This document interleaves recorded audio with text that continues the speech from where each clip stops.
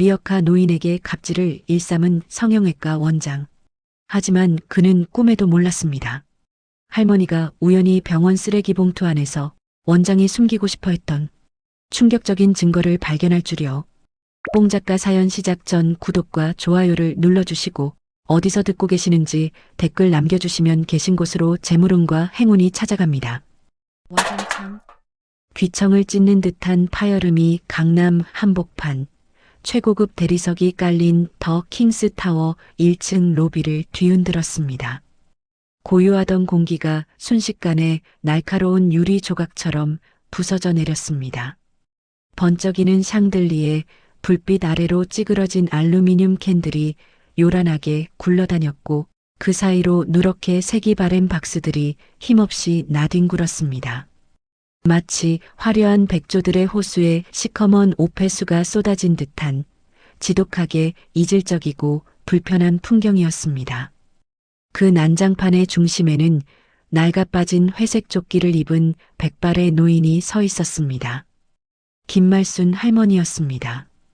굽은 등은 오랜 세월의 무게를 견디느라 휘어질 대로 휘어져 있었고 검버섯이 피어난 손등은 거친 나무 껍질처럼 메말라 있었습니다. 그녀의 손에는 방금 전까지 리어카 손잡이를 꽉 쥐고 있었을 목장갑 한 짝이 위태롭게 들려 있었습니다. 이 냄새나는 거지 할망구야. 내가 몇 번을 말해. 로비가 떠나가라 고래고래 소리를 지르는 남자의 목소리는 바닥에 뒹구는 깡통 소리보다 더 날카롭고 신경질적이었습니다.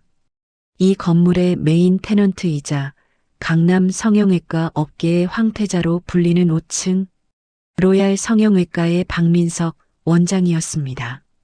그는 이탈리아 장인이 한 땀 한 땀 바느질했다는 수백만 원짜리 맞춤 정장을 입고 있었지만 지금 그의 얼굴은 품격과는 거리가 먼 붉게 달아오른 야차의 형상이었습니다.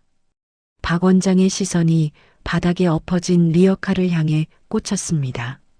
방금 그의 번쩍이는 구두코가 걷어찬 바로 그 리어카였습니다. 여기가 어디라고 감히 이딴 고물을 끌고 들어와? 네 몸에서 나는 그 썩은 냄새가 우리 병원 환자들 코끝에 스치기만 해도 내 매출이 얼마나 떨어지는 줄 알아? 이 빌어먹을 늙은이가 진짜. 박 원장은 분이 풀리지 않는지 씩씩거리며 넥타이를 거칠게 잡아당겼습니다. 그의 눈빛에는 노인에 대한 일말의 존중이나 연민은 찾아볼 수 없었습니다. 오로지 자신의 완벽한 왕국에 침입한 더러운 이물질을 향한 혐오, 그 끈적하고 불쾌한 감정만이 가득했습니다. 할머니는 아무 말 없이 그저 묵묵히 허리를 숙여 바닥에 흩어진 캔을 하나씩 줍기 시작했습니다. 떨리는 손으로 찌그러진 캔을 집어드는 그 느릿한 동작 하나하나가 보는 이들의 가슴을 묘하게 짓눌렀습니다. 하지만 박 원장에게는 그 모습조차 견딜 수 없는 짜증의 대상일 뿐이었습니다. 그때였습니다. 어머, 박 원장님? 회전문이 돌아가며 화려한 옷차림의 중년 여성들이 들어섰습니다. 박 원장의 병원에 매달 수천만 원을 쏟아붓는 VVIP 사모님들이었습니다. 그녀들의 손에는 명품 쇼핑백이 들려 있었고 코끝에는 값비싼 향수 냄새가 감돌았습니다. 박 원장의 표정이 순식간에 바뀌었습니다. 방금 전까지 악기처럼 일그러져 있던 얼굴에 비굴할 정도로 환한 미소가 걸렸습니다. 아이고, 사모님들 오셨습니까? 예약 시간보다 조금 일찍 오셨네요. 그는 깍듯하게 허리를 굽히며 사모님들을 맞이했습니다. 하지만 사모님들의 시선은 박 원장이 아니라 바닥에 쭈그리고 앉아 폐지를 줍고 있는 김말순 할머니에게 고정되어 있었습니다. 한 사모님이 미간을 찌푸리며 손으로 코를 막고는 과장되게 손부채질을 했습니다. 원장님, 이게 무슨 냄새예요? 건물 관리가 왜 이래? 우리 비위상에서 시술이나 제대로 받겠어? 그 한마디는 박 원장의 이성을 끊어놓는 기폭제가 되었습니다. 사모님들 앞에서 자신의 병원, 자신의 구역이 급 떨어지는 공간으로 취급받았다는 사실을 견딜 수 없었습니다. 박 원장은 사나운 눈빛으로 다시 할머니를 노려보았습니다. 그리고 성큼성큼 다가가 할머니가 막 집어든 캔을 거칠게 낚아채 바닥에 패대기 쳤습니다. 탕! 알루미늄 캔이 튕겨나가는 소리가 비명처럼 울렸습니다. 경비 어디 갔어? 당장 튀어와. 박 원장의 고함에 로비 구석에 서 있던 경비원이 허둥지둥 달려왔습니다. 아버지뻘 되는 경비원이었지만 박 원장 앞에서는 죄인처럼 고개를 숙였습니다. 죄송합니다, 원장님. 잠깐 화장실 다녀오느라. 핑계대지 말고 당장 끌어내. 이 냄새나는 고물들 싹 다 갖다 버리고 이 할망구 다시는 이 건물 반경 100m 안에도 못 얼씬거리게 해. 알았어? 박 원장은 거기서 멈추지 않았습니다. 그는 안주머니에서 휴대용 구강 청정제를 꺼내더니 마치 벌레를 쫓는 살충제라도 뿌리듯 할머니의 머리 위 허공에 칙칙 뿌려대기 시작했습니다. 에이, 재수옴 붙었네. 사모님들 죄송합니다. 노인네 냄새가 무슨 썩은 생선 냄새보다 심하네요. 제가 바로 소독차 부르겠습니다. 어서 올라가시죠. 할머니의 희끗한 머리카락 위로 차가운 알코올 입자가 내려앉았습니다. 그것은 단순한 액체가 아니었습니다. 한 인간의 존엄을 짓밟고 멸시하며 존재 자체를 부정하는 모욕의 파편들이었습니다. 하지만 할머니는 닦아내지도 화를 내지도 않았습니다. 그저 깊게 패인 주름 사이로 형언할 수 없는 서늘한 빛이 스치고 지나갔을 뿐입니다. 마치 폭풍우가 몰아치기 전에 고요한 바다처럼 말이지요. 경비원의 부축을 받다시피 하여 건물 밖으로 밀려난 할머니는 넘어진 리어카를 힘겹게 다시 세웠습니다. 덜그럭거리는 바퀴 소리가 처량하게 강남의 빌딩 숲 사이로 흩어졌습니다. 할머니, 죄송해요. 제가 힘이 없어서. 경비원이 울먹이며 사과했지만 할머니는 괜찮다는 듯 그저 경비원의 손을 한번 꽉 잡아주고는 말없이 리어카를 끌고 건물 뒤편으로 향했습니다.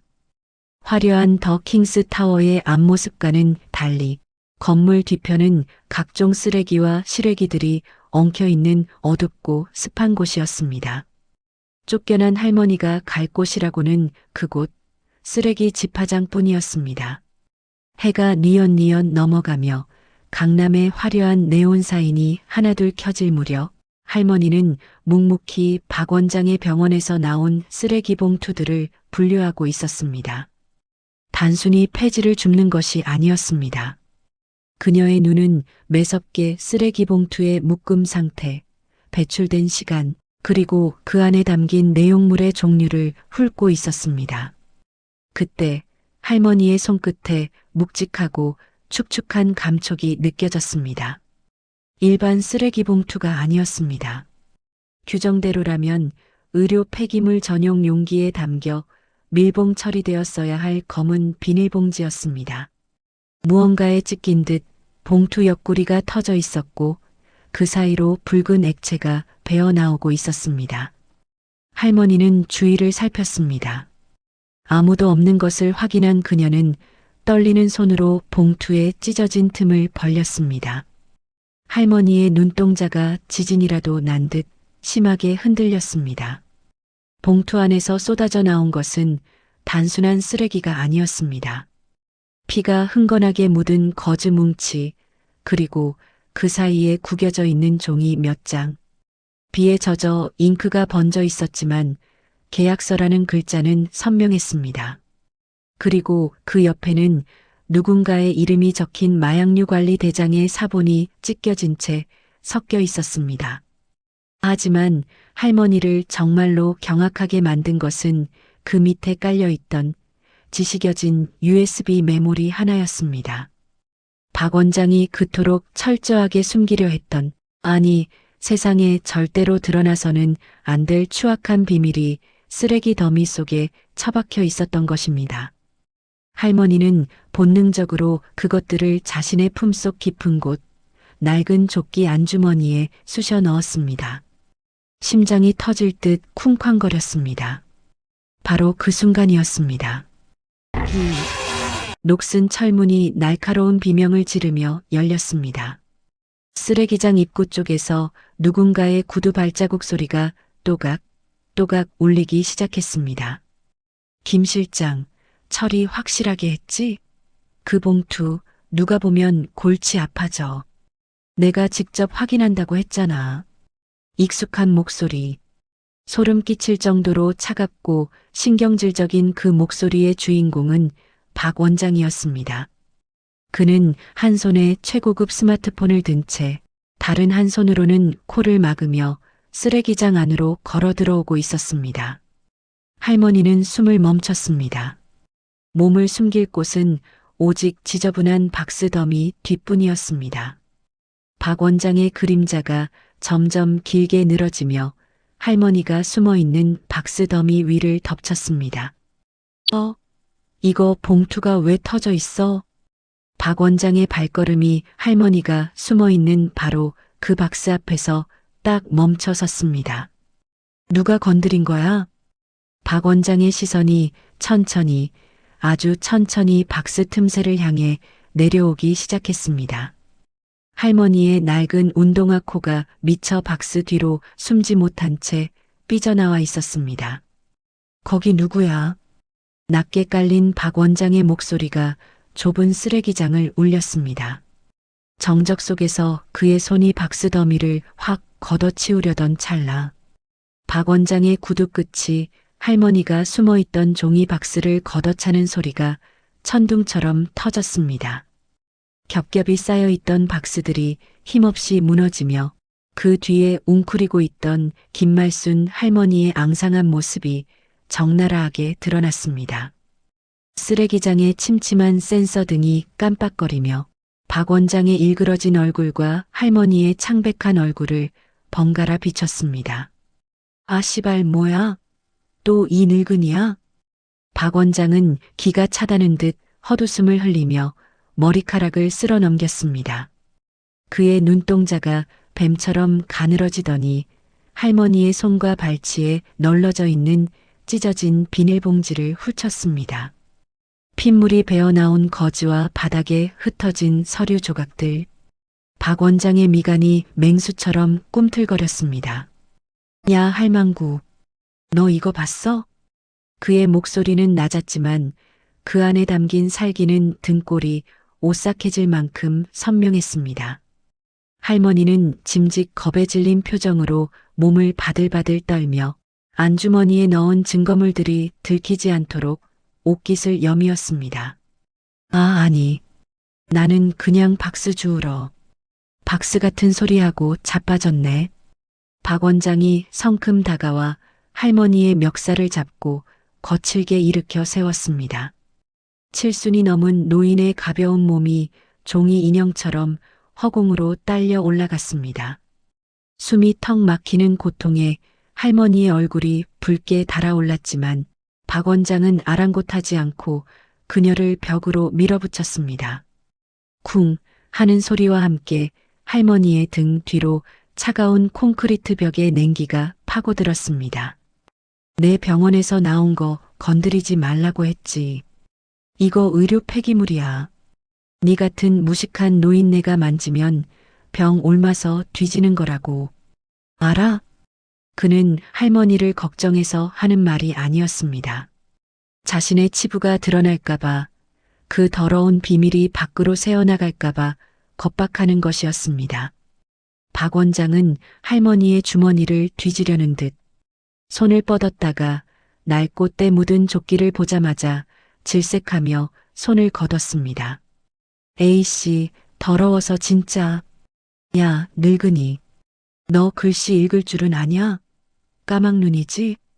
할머니는 초점 없는 눈으로 허공을 응시하며 고개를 주걱거렸습니다.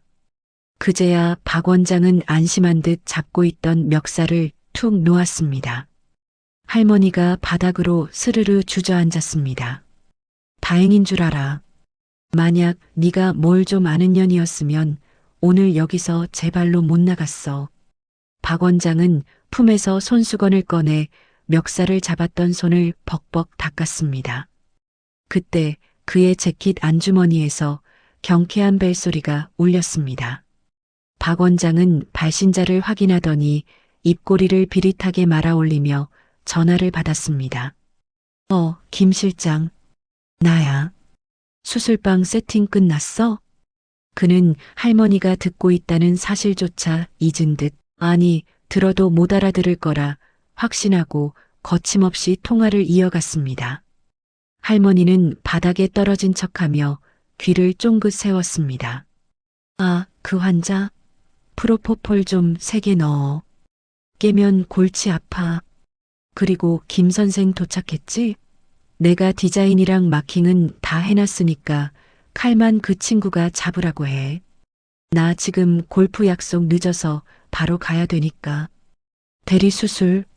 환자를 마취시켜 놓고 의사를 바꿔치기 하는 끔찍한 범죄 행위가 전화기 너머로 적나라하게 생중계되고 있었습니다. 걱정 마. CCTV.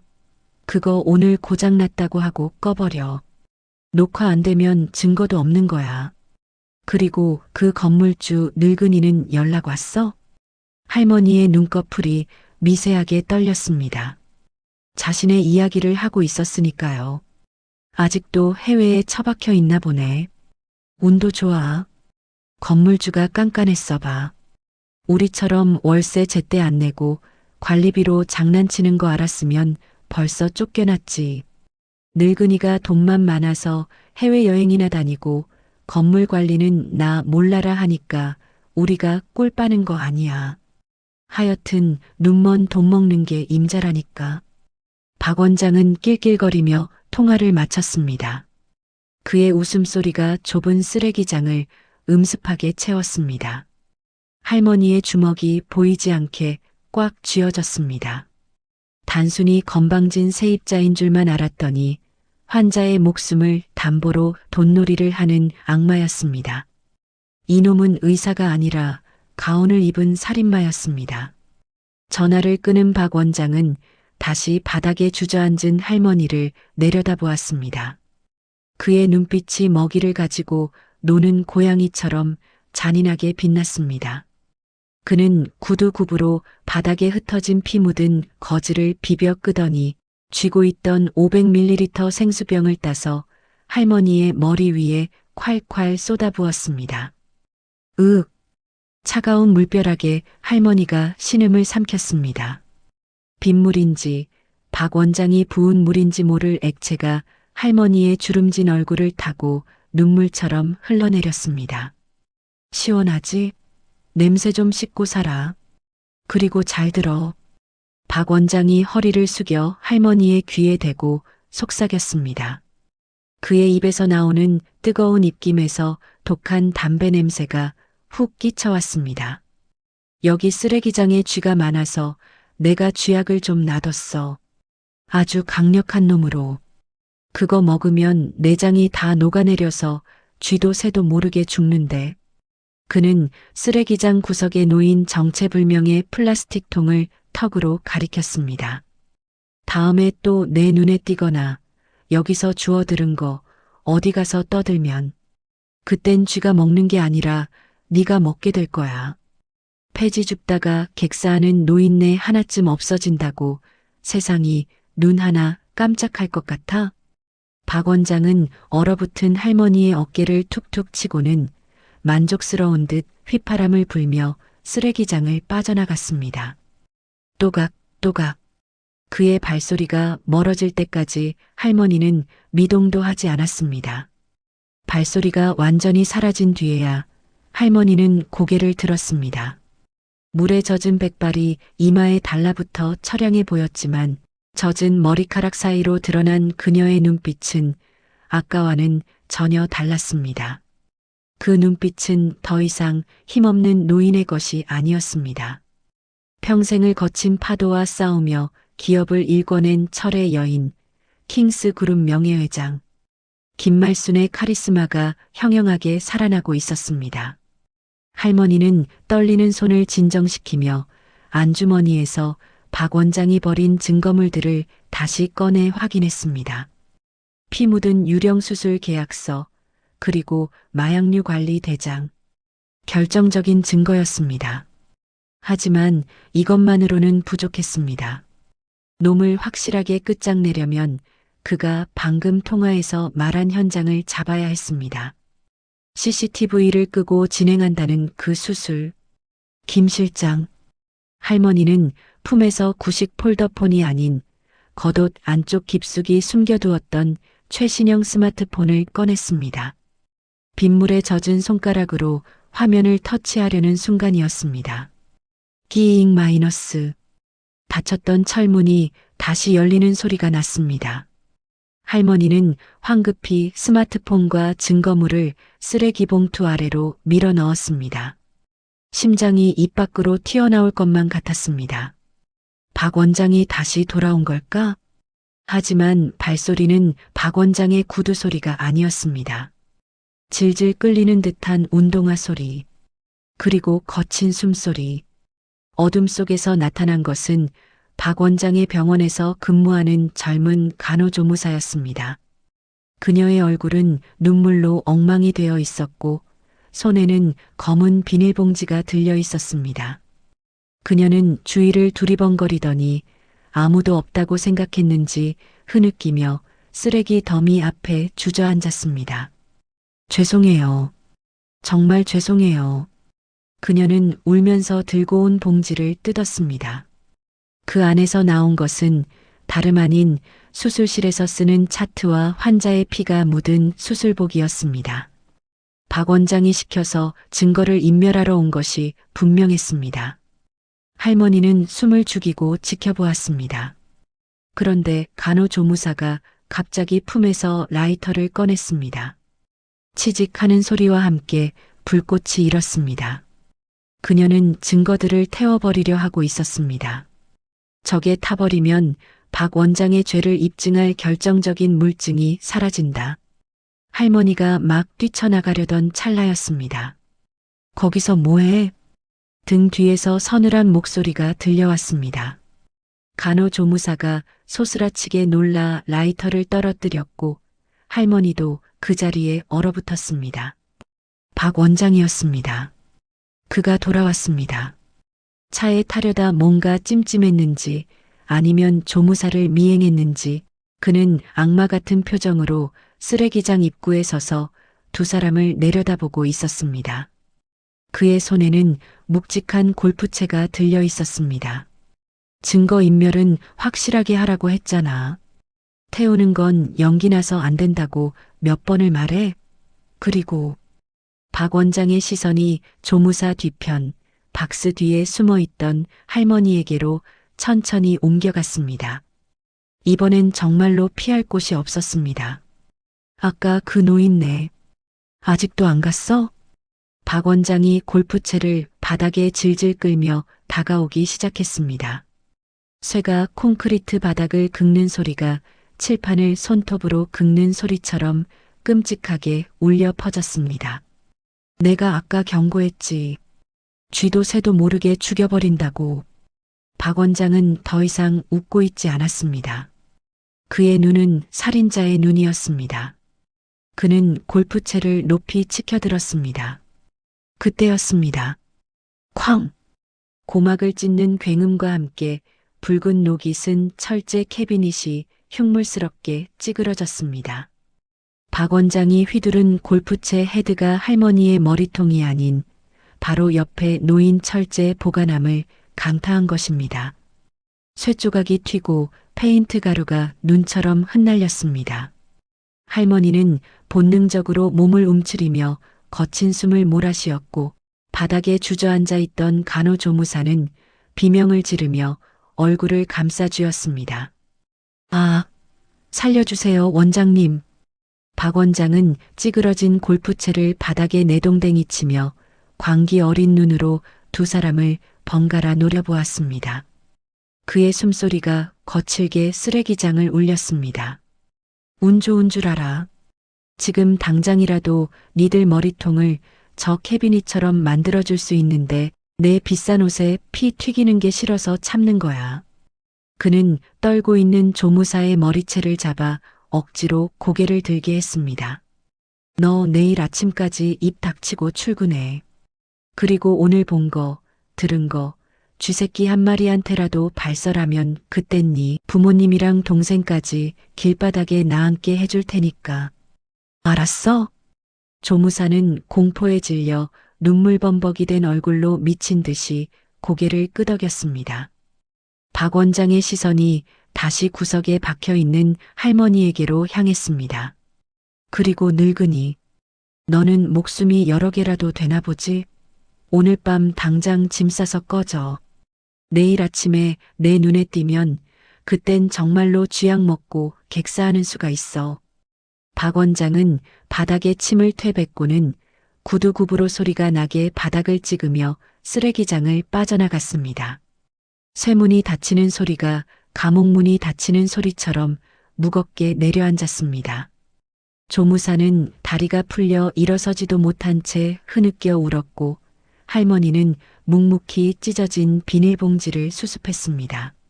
하지만 어둠 속에 잠긴 할머니의 눈동자는 공포가 아닌 서슬퍼런 분노로 이글거리고 있었습니다. 그날 밤부터였습니다. 하늘이 뚫린 듯 억수 같은 비가 쏟아지기 시작한 것은 여름 태풍 카눈이 서울 상공을 강타했습니다.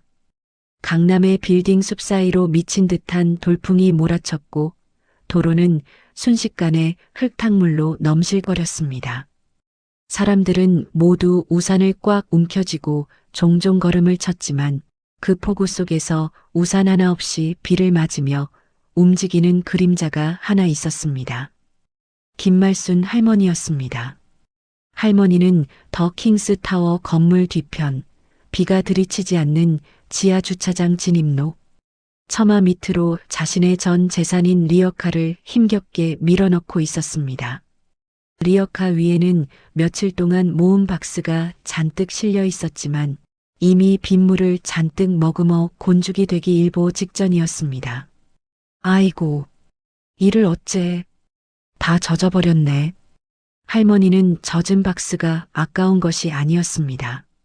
그 리어카, 칠이 다 벗겨지고 바퀴가 덜그럭거리는 그 낡은 손수레는 10년 전 세상을 떠난 남편이 폐지. 줍는 아내를 위해 공사장 폐자재를 주워다가 직접 용접해 만들어준 유품이었습니다. 말순아, 내가 평생 호강 한번 못 시켜줘서 미안하다. 그래도 이거 끌고 다니면 허리는 덜 아플겨. 투박한 남편의 손길이 묻어있는 그 리어카가 비바람에 녹쓰는 것이 안타까워 할머니는 자신의 몸이 젖는 줄도 모르고 리어카에 비닐을 덮고 있었습니다. 그때 지하 주차장 차단기가 올라가며 날카로운 배기음이 들려왔습니다. 눈이 부실 정도로 밝은 헤드라이트 불빛이 어두운 빗줄기를 갈랐습니다. 박 원장의 에마 3억 원을 호가하는 은색 포르쉐가 굉음을 내며 지상으로 올라오고 있었습니다. 퇴근길 혹은 또 다른 유흥을 즐기러 가는 길이 분명했습니다. 박 원장은 빗길의 미끄러운 바닥 때문에 차체가 살짝 흔들리자 신경질적으로 핸들을 꺾었습니다. 차는 출구 쪽 처마 밑에 세워둔 할머니의 리어카를 아슬아슬하게 스쳐 지나갔습니다. 사실 닿지도 않았습니다. 그저 빗물 웅덩이를 밟은 타이어가 물을 튀겼을 뿐이었습니다. 하지만 박 원장은 급브레이크를 밟았습니다. 차가 멈추자마자 운전석 문이 벌컥 열렸고 박 원장이 우산도 없이 뛰쳐나왔습니다. 이 미친 할망구가 진짜 돌았나? 박 원장은 다짜고짜 할머니에게 달려들었습니다. 그는 자신의 차 범퍼를 손가락으로 가리키며 고래고래 소리를 질렀습니다. 너 눈깔이 삐었어? 내 차에 기스 낸 거 안 보여? 이거 도색하는 데만 얼마가 드는 줄 알아? 네 목숨을 팔아도 못 물어내. 할머니는 빗물에 젖은 얼굴을 들고 억울함을 호소했습니다. 아니, 원장님 닿지도 않았어요. 그냥 빗물만 튀었는데. 뭐, 닿지도 않아? 이게 어디서 거짓말을 해? 내가 봤는데. 박 원장은 억지를 부리고 있었습니다. 사실 그는 며칠 전 쓰레기장에서의 찝찝한 기분과 오늘 수술 중 환자, 바이탈이 불안정에 겪었던 스트레스를 풀 대상이 필요했던 것입니다. 그리고 비에 젖은 생쥐꼴을 한 이 노인은 그의 가학성을 충족시키기에 가장 완벽한 먹잇감이었습니다. 거짓말쟁이녀는 매가 약이지. 박 원장은 다시 차로 돌아가더니 뒷좌석에서 골프채를 꺼내 들었습니다. 며칠 전 쓰레기장에서 휘둘렀던 그 채였습니다. 그는 빗속에서 번들거리는 눈으로 할머니의 보물 1호인 리어카를 노려보았습니다. 이게 그렇게 소중해? 이딴 쓰레기 때문에 내 차 앞을 막아? 안 돼. 이건 안 돼. 제발. 할머니가 본능적으로 리어카 앞을 막아섰지만 박 원장은 할머니를 거칠게 밀쳐버렸습니다. 할머니가 흙탕물 웅덩이에 털썩 주저앉았습니다. 쾅! 박 원장의 골프채가 리어카의 손잡이를 내려쳤습니다. 남편이 정성스럽게 감아주었던 고무 패킹이 찢겨나갔습니다. 하지마. 제발 하지마. 할머니의 절규는 빗소리에 묻혔습니다. 쾅! 과직! 박 원장은 미친 사람처럼 골프채를 휘둘렀습니다. 낡은 용접 부위가 떨어져 나가고 바퀴살이 휘어졌습니다. 남편의 추억이, 할머니의 지난 10년이 처참하게 짓밟히고 부서졌습니다. 리어카는 순식간에 고철 덩어리가 되어 바닥에 처박혔습니다. 박 원장은 숨을 헐떡이며 찌그러진 리어카를 발로 뻥 찼습니다. 후, 이제야 속이 좀 시원하네. 그는 흙탕물에 주저앉아 부서진 리어카 조각을 부여잡고 떨고 있는 할머니를 비웃듯 내려다보았습니다. 그리고 지갑을 꺼내 5만 원권 지폐 서너 장을 꺼냈습니다. 자, 옛다. 이걸로 고물상 가서 리어카나 하나 새로 사. 그리고 남는 돈으로 국밥이나 사 처먹고 다시는 내 눈앞에 띄지 마. 알았어? 그는 돈을 할머니의 손에 쥐어주는 것이 아니라 흙탕물이 고인 바닥에 흩뿌렸습니다. 노란색 신사임당 초상화가 더러운 빗물 속에 잠겼습니다. 주워. 뭐해? 니들 같은 거지들은 이런 거 줍는 게 일이잖아. 땅바닥 기어다니면서 줍는 거, 그게 딱 너한테 어울리는 자세야. 박 원장은 낄낄거리며 차에 올라탔습니다. 포르쉐가 거대한 물보라를 일으키며 주차장을 빠져나갔습니다. 매캐한 매연이 할머니의 얼굴을 덮쳤습니다. 폭우는 더욱 거세졌습니다. 세상에 할머니와 부서진 리어카, 그리고 빗물에 젖은 돈 몇 푼만이 남겨진 것 같았습니다. 할머니는 진흙탕 속에 박힌 리어카 손잡이를 어루만졌습니다. 차가운 쇠붙이의 감촉이 심장을 찔렀습니다. 눈물이 빗물과 섞여 흘러내렸습니다. 하지만 슬픔은 아주 잠시였습니다. 할머니가 고개를 숙인 채 어깨를 들썩이는가 싶더니 천천히, 아주 천천히 몸을 일으켰습니다. 그녀의 굽어있던 허리가 기적처럼 꼿꼿하게 펴졌습니다. 구부정한 노인의 등은 온데간데 없고 당당하고 위험 있는 체구가 빗줄기를 뚫고 우뚝 섰습니다. 그녀는 빗물에 젖은 백발을 쓸어 올렸습니다. 드러난 이마 아래 눈빛은 더 이상 약자의 것이 아니었습니다. 수천 명의 직원을 거느리고 대한민국 경제를 쥐락펴락했던 킹스그룹 총수의 서슬 퍼런 눈빛이 돌아왔습니다. 할머니는 품속 깊은 곳에서 방수팩에 쌓인 스마트폰을 꺼냈습니다. 액정에 빗물이 떨어졌지만 그녀의 손가락은 망설임 없이 단축번호 1번을 눌렀습니다. 신호음이 한 번 울리기도 전에 상대방이 전화를 받았습니다. 예, 회장님. 기다리고 있었습니다. 굵고 중후한 남자의 목소리였습니다. 할머니는 부서진 리어카를 차갑게 내려다보며 낮지만 힘 있는 목소리로 입을 열었습니다. 김비서, 지금 당장 들어와. 그녀의 시선이 박 원장의 차가 사라진 도로 끝을 향했습니다. 내 건물을 청소할 시간이 됐어. 아주 대대적으로 쓰레기 하나 남기지 말고 싹 다 치워버려. 알겠습니다. 전담팀 대기 중입니다. 바로 진입하겠습니다. 전화를 끄는 할머니는 흙탕물에 떨어진 5만 원권 지폐를 굽이 높은 운동화로 지시겨 밟았습니다. 그때였습니다. 어둠에 잠겨있던 빌딩 앞 대로변으로 칠흑같이 검은색 대형 세단 수십 대가 소리 없이 미끄러져 들어오기 시작했습니다. 마치 약속이라도 한 듯 일제히 켜진 헤드라이트가 빗줄기를 가르며 더 킹스 타워를 포위했습니다. 제일 선두에 선 리무진의 문이 열리고 검은 정장을 입은 건장한 사내들이 우산 하나를 펼쳐들고 할머니를 향해 전력 질주해 오고 있었습니다.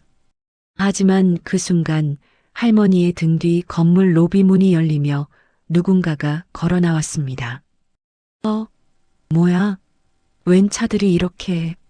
야근을 하던 경비원이 아니라 무언가를 두고 갔는지 다시 돌아온 박 원장의 내연녀이자 병원 실장이었습니다.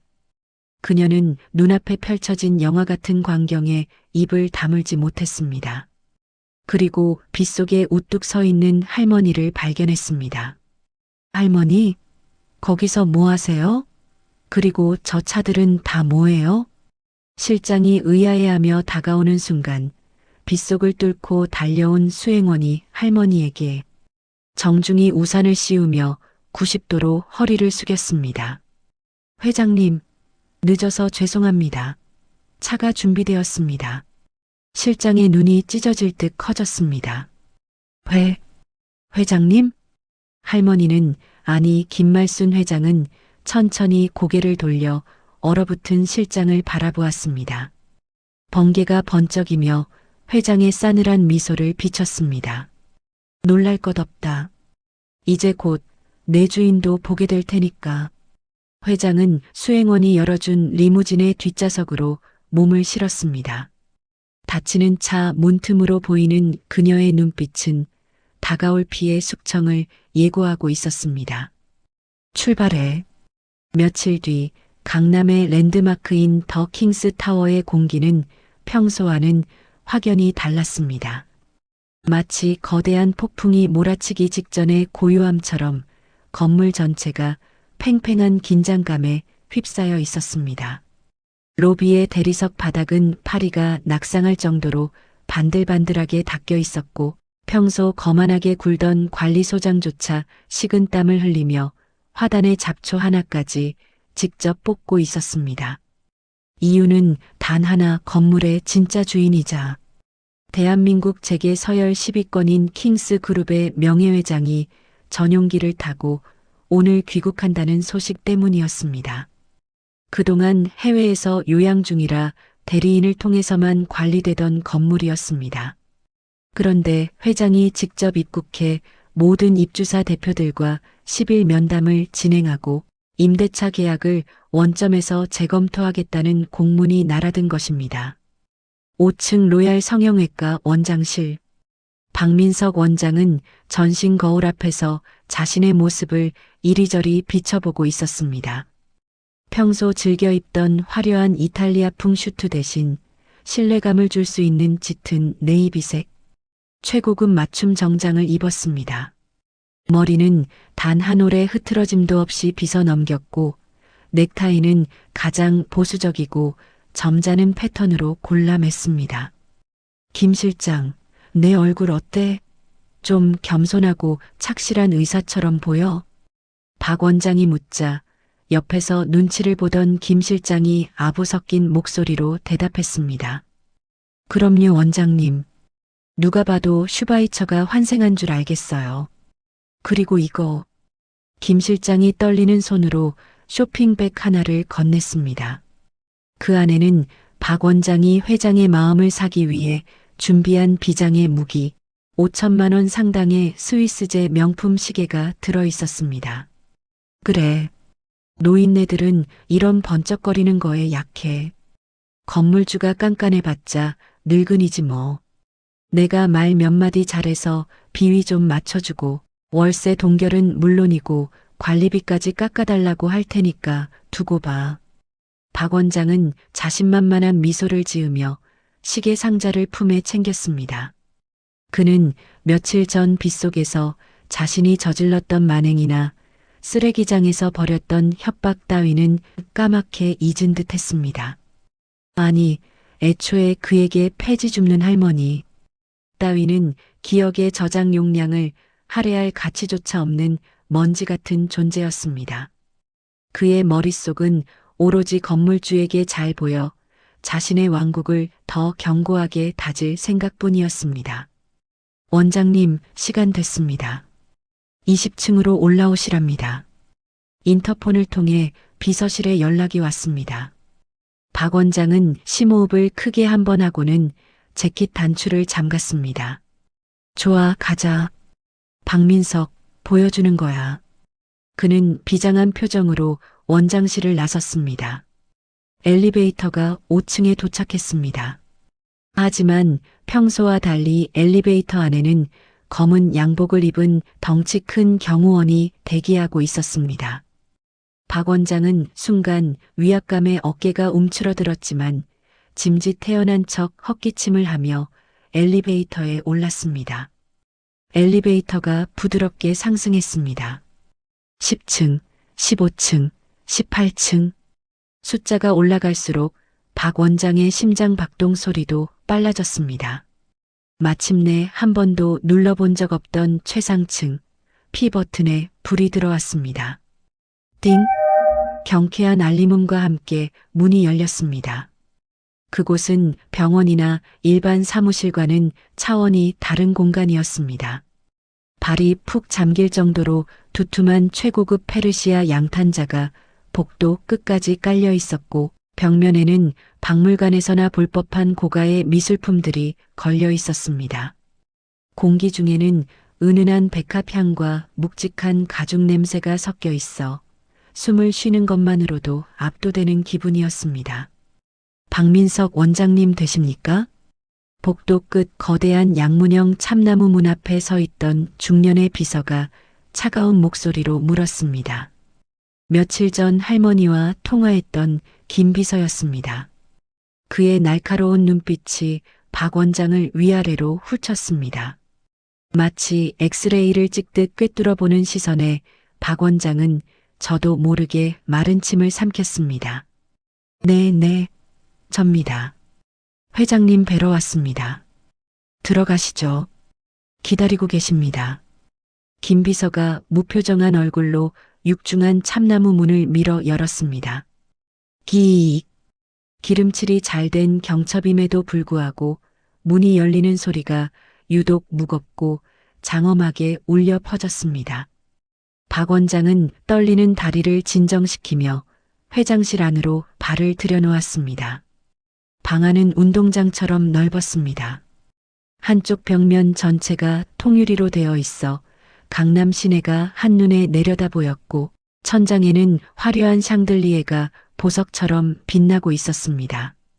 그리고 그 방의 가장 깊숙한 곳, 창문을 등지고 놓인 거대한 흑단나무 책상 뒤에 누군가가 앉아 있었습니다. 높은 등받이가 달린 최고급 가죽 의자가 창밖을 향해 돌아가 있어 박 원장이 볼 수 있는 것은 의자의 뒷모습과 그 위로 살짝 보이는 희끗한 머리카락뿐이었습니다. 박 원장은 쭈뼛거리며 책상 앞까지 걸어갔습니다. 카펫이 소음을 흡수해 발자국 소리조차 나지 않았지만 박 원장의 귀에는 자신의 심장이 쿵쿵거리는 소리가 천둥처럼 들렸습니다. 안녕하십니까, 회장님.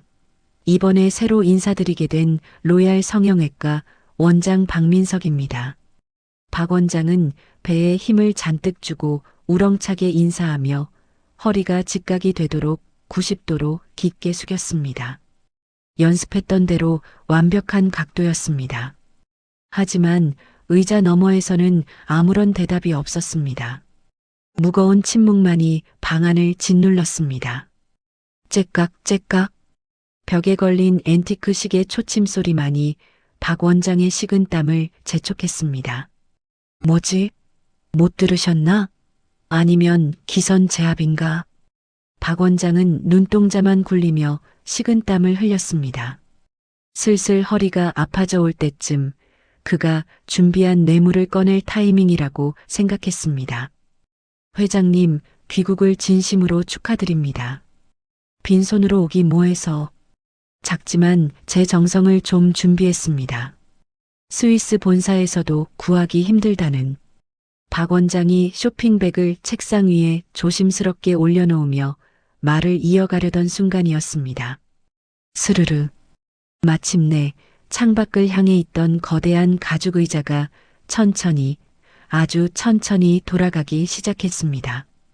가죽이 마찰하는 미세한 소리가 박 원장의 신경을 긁었습니다. 박 원장은 굽혔던 허리를 펴며 기대에 찬 눈빛으로 의자를 바라보았습니다.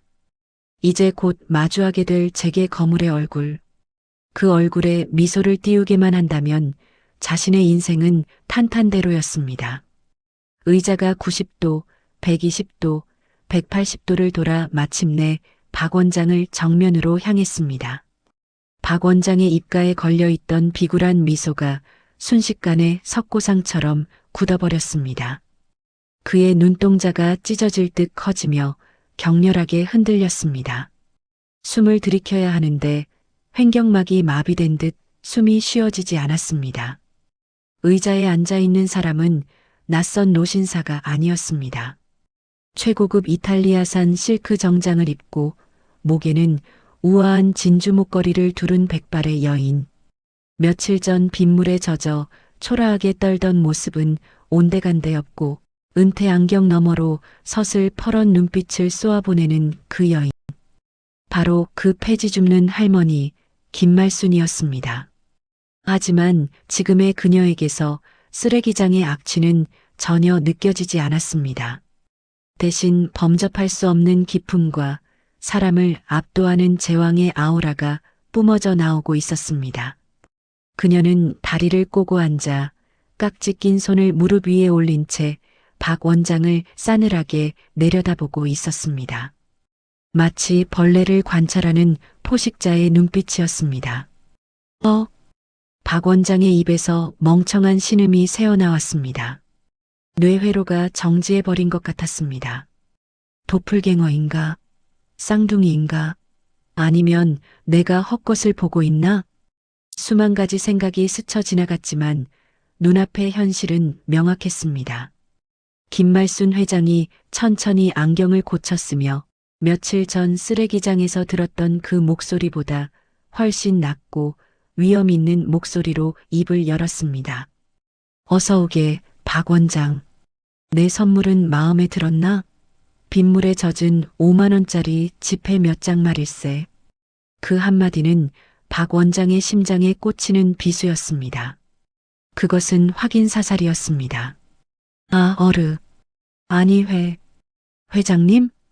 박 원장의 다리가 사시나무 떨리듯 후들거렸습니다. 오금이 저려 서 있을 수조차 없었습니다. 머릿속이 하얗게 변하며 자신이 할머니에게 퍼부었던 욕설과 발길질, 그리고 빗속에서 부수어버린 리어카의 잔상이 주마등처럼 스쳐 지나갔습니다. 망했다. 완전히 망했다. 그때 김말순 회장이 책상 위에 놓여있던 서류 봉투 하나를 집어들었습니다. 익숙한 노란색 서류 봉투. 며칠 전 쓰레기장에서 박 원장이 찢어버리려 했던, 아니 태우려 했던 바로 그 증거들이 담긴 봉투처럼 보였습니다. 회장은 봉투를 뜯지 않고 툭 소리나게 책상 위로 던졌습니다. 봉투가 미끄러져 박 원장의 코앞에서 멈췄습니다. 자네가 내 건물 1층 로비에 버린 양심은 내가 주어서 잘 보관하고 있었네만. 회장이 상체를 앞으로 숙이며 박 원장의 눈을 똑바로 응시했습니다. 그녀의 입꼬리가 살짝 올라갔지만 눈은 전혀 웃고 있지 않았습니다. 어디 한번 변명이라도 해보겠나? 자네가 그토록 자랑하던 그 새치 혀로 말이야. 그 순간 박 원장은 깨달았습니다. 자신이 제 발로 호랑이 굴에 들어온 것이 아니라 단두대 위에 머리를 들이밀었다는 사실을. 쾅! 갑자기 등 뒤의 문이 다시 한번 거칠게 열렸습니다. 박 원장이 소스라치게 놀라 뒤를 돌아보자 그곳에는 제복을 입은 경찰관 2명과 보건소 직원들이 굳은 표정으로 서 있었습니다. 그리고 그들 뒤로 수갑을 찬 채 고개를 숙이고 있는 김 실장과 며칠 전 쓰레기장의 그 간호조무사가 보였습니다. 박 원장의 시선이 다시 김말순 회장에게로 향했습니다. 회장은 마치 사형 선고를 내리는 재판관처럼 천천히 손을 들어 입구 쪽을 가리켰습니다. 그런데 어쩌나. 내 인내심은 자네가 부러뜨린 내 우산보다도 짧아서 말이야. 박 원장의 얼굴이 흑빛으로 변해가고 있었습니다. 그의 완벽했던 세상이 지금 이 순간 유리 조각처럼 박살나고 있었습니다. 경찰이라니요? 박 원장의 입술이 파르르 떨렸습니다. 뇌가 이 현실을 받아들이기를 거부하며 필사적으로 오류 메시지를 띄우고 있었습니다. 하지만 눈앞에 서 있는 제복 입은 경찰관들의 차가운 무표정과 수갑을 찬 채 고개를 푹 숙이고 있는 김 실장의 모습은 지독할 만큼 선명한 현실이었습니다. 방금 전까지 자신의 왕국이라 믿었던 이 화려한 회장실이 순식간에 사방이 꽉 막힌 단두대처럼 그를 조여오기 시작했습니다. 다리에 힘이 풀린 박 원장이 털썩 바닥으로 주저앉았습니다. 최고급 페르시아 카펫의 부드러운 감촉이 무릎에 닿았지만 지금 그에게는 그마저도 가시방석처럼 느껴졌습니다. 회장님, 오해입니다. 이건 음모예요. 저 김 실장. 저 여자가 혼자서 다 꾸민 일입니다. 저는 아무것도 몰라요. 제가 의사로서 얼마나 양심적으로 진료해 왔는데요.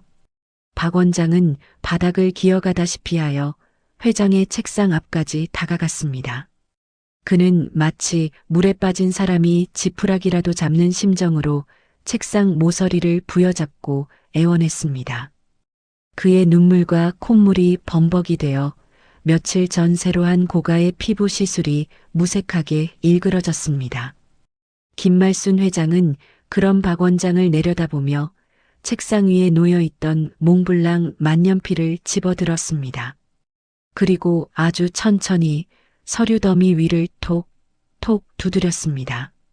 규칙적인 그 소리가 박 원장의 심장 박동을 짓눌렀습니다. 자네 기억하나? 며칠 전 내 리어카를 부수면서 했던 말.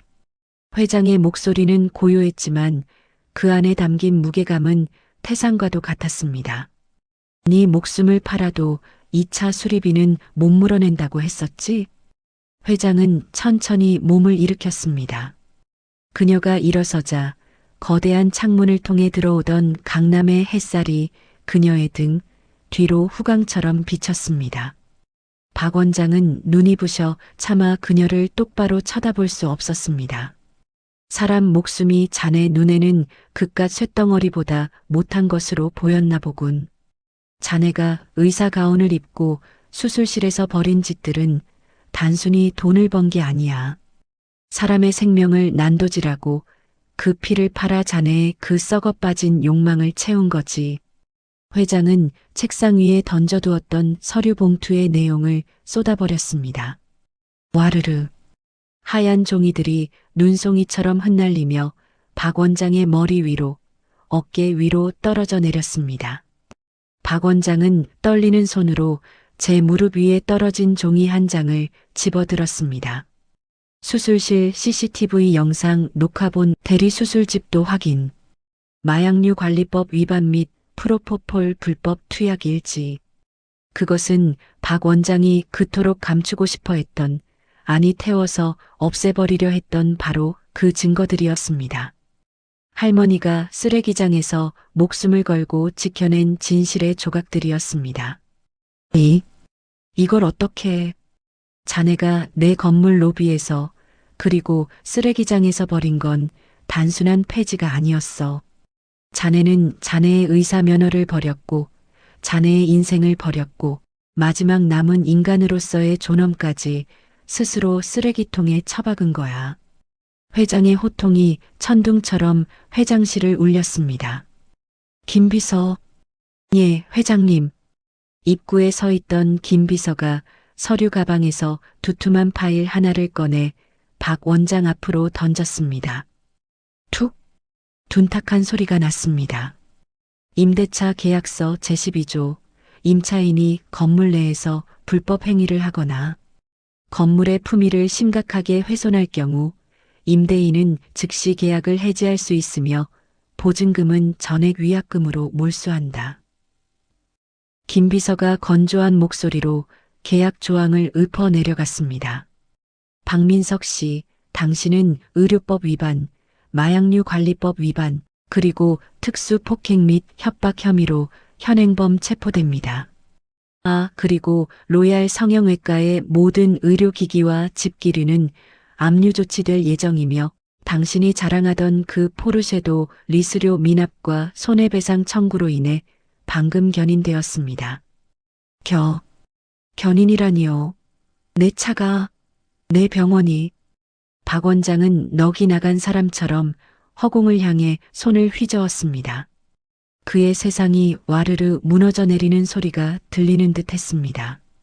강남 최고의 성형외과 원장, 3억짜리 차를 모는 성공한 인생, 모든 것이 신기루처럼 사라지고 있었습니다. 남은 것은 차가운 수갑과 감옥행 티켓뿐이었습니다. 경찰관이 다가와 박 원장의 손목을 낚아챘습니다. 박민석 씨, 갑시다. 당신 변호사는 서에서 부르세요. 물론 이 정도 증거면 어떤 변호사가 와도 쉽진 않겠지만 철커덕. 차가운 금속의 감촉이 손목을 조여오자 박 원장은 그제야 정신이 든 듯 발광하기 시작했습니다. 이거 내가 누군지 알아? 나 로얄 성형외과 원장이야. 회장님, 한 번만 봐주십시오. 제가 눈이 삐었습니다. 제가 미쳤었습니다. 발이라도 할그라면 할겠습니다. 제발 의사 면허만은. 박 원장은 경찰들에게 질질 끌려가면서도 회장을 향해 몸부림쳤습니다. 바닥에 엎드려 회장의 구두 끝을 잡으려 했지만 경찰들의 완력에 의해 뒤로 밀려났습니다. 그의 비싼 맞춤 정장은 바닥을 뒹구느라 먼지 투성이가 되었고 빗어넘긴 머리는 산발이 되어 흉물스럽게 헝클어졌습니다. 회장은 끌려가는 박 원장을 향해 마지막으로 입을 열었습니다. 박 원장. 박 원장이 희망을 품은 듯 고개를 번쩍 들었습니다. 내 건물에서, 아니 내 눈앞에서 영원히 방패. 회장은 가차없이 등을 돌려 창밖을 바라보았습니다. 그것이 끝이었습니다. 박 원장의 절규 섞인 비명은 두꺼운 참나무 문이 닫히며 영원히 차단되었습니다. 복도 밖에서 들려오는 희미한 고성마저 사라지자 드넓은 회장실에는 다시금 무거운 정적이 찾아왔습니다. 회장은 창밖을 내려다보았습니다. 발 아래로 강남의 빌딩 숲이 장난감처럼 펼쳐져 있었고 도로 위에는 수많은 차들이 개미떼처럼 움직이고 있었습니다. 저 수많은 욕망의 소용돌이 속에서 그녀는 자신이 지켜야 할 가치가 무엇인지 다시 한번 가슴에 새겼습니다. 김비서. 예, 회장님. 1층 로비 청소는 끝났나? 예.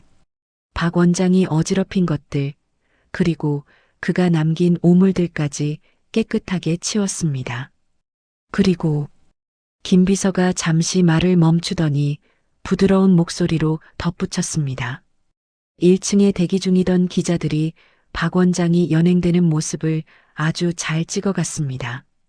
아마 내일 아침 신문 일면은 강남 성형외과의 두 얼굴 폐지. 줍는 회장님에게 참교육 당하다라는 제목으로 도배될 겁니다. 회장의 입가에 옅은 미소가 번졌습니다. 그 자리는 어떻게 할까 고민 중인데 이미 알아보았습니다. 회장님 뜻대로 성실하지만 형편이 어려워 개원을 못하고 있는 젊은 전문의들이 많습니다. 그 친구들을 모아서 재단을 설립하는 건 어떨지요? 좋아. 이름은 새희망 의원으로 하지. 돈이 없어서 혹은 차별받아서 치료받지 못하는 사람들을 위한 곳이야. 임대료는 0원. 관리비는 내가 낸다. 대신 조건은 하나야. 환자를 돈으로 보지 않는 의사들만 데려와. 알겠습니다. 즉시 추진하겠습니다. 시간이 흘렀습니다. 계절이 바뀌어 찬 바람이 불기 시작한 늦가을. 더 킹스 타워 5층에는 더 이상 로얄 성형외과라는 화려한 간판은 존재하지 않았습니다.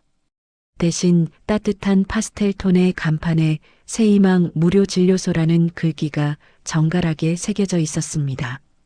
진료소 대기실은 명품 옷을 입은 사모님들 대신 낡은 점퍼를 입은 일용직 노동자들, 쪽방촌 노인들, 그리고 외국인 노동자들로 북적였습니다.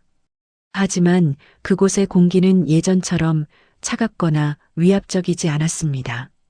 웃음소리가 들렸고 사람 냄새가 났으며 무엇보다 서로를 존중하는 온기가 가득했습니다. 그리고 1층 로비. 여전히 그곳에는 김말순 할머니가 나타났습니다. 하지만 사람들의 시선은 완전히 달라져 있었습니다. 어이구, 회장님, 나오셨습니까? 새로운 경비원이 깍듯하게 거수 경례를 붙였습니다. 지나가던 입주사 직원들도 모두 멈춰서서 허리를 숙였습니다. 회장님, 날씨가 쌀쌀한데 따뜻한 커피 한 잔 드시겠어요? 회장님, 무거우신데 제가 들어드릴게요. 사람들은 이제 그녀의 허름한 옷차림 뒤에 숨겨진 거대한 인격과 힘을 알고 있었습니다. 하지만 김말순 회장은 손을 내저으며 인자하게 웃을 뿐이었습니다. 아니야, 됐어. 내일은 내가 해야지. 자네들도 바쁠 텐데 어서 들어가 봐. 그녀는 다시 익숙한 솜씨로 목장갑을 꼈습니다. 그녀의 앞에는 새 것처럼 번쩍거리는 리어카가 놓여 있었습니다.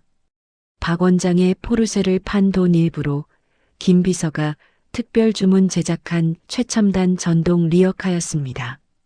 가볍고 튼튼한 티타늄 소재에 손잡이에는 열선까지 들어오는 명품 리어카였지만 할머니는 그 위에 예전처럼 박스들을 차곡차곡 쌓아 올렸습니다.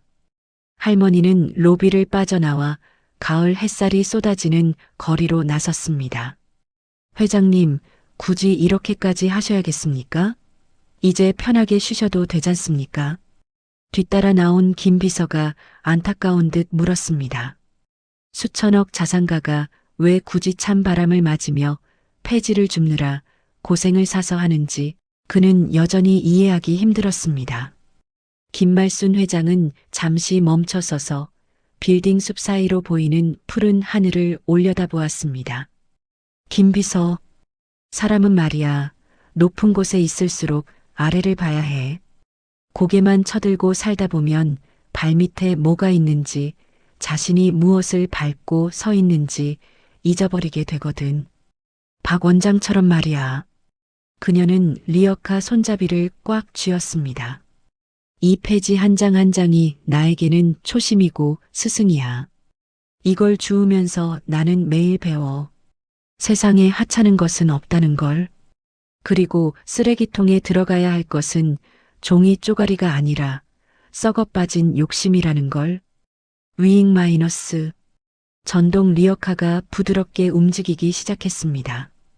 덜그럭거리는 소리 대신 기분 좋은 모터 소리가 났습니다. 할머니의 굽은 등이 오늘따라 더 꼿꼿하고 거대해 보였습니다. 강남의 화려한 빌딩 숲 사이로 가장 낮은 곳을 향해 움직이는 가장 높은 어른의 뒷모습이 한 폭의 그림처럼 멀어져 갔습니다. 바람에 날리는 낙엽들이 마치 그녀의 앞길을 축복하는 꽃가루처럼 흩날렸습니다. 진정한 부자는 돈이 많은 사람이 아니라 그 돈을 어떻게 써야 하는지 아는 사람이라는 것을 김말순 회장은 온몸으로 보여주고 있었습니다. 그녀가 지나간 자리에는 더 이상 냄새나는 쓰레기가 남지 않았습니다. 오직 향기로운 사람의 향기만이 오래도록 머물러 있었습니다.